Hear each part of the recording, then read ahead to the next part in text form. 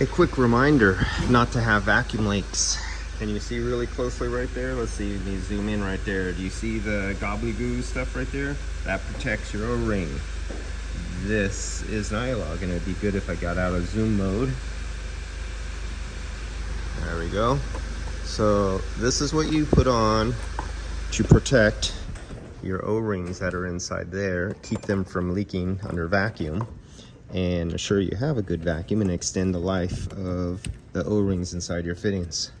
Very simple, available at True Tech Tools. Look them up on the internet. They're my most trusted source for buying products for air conditioning.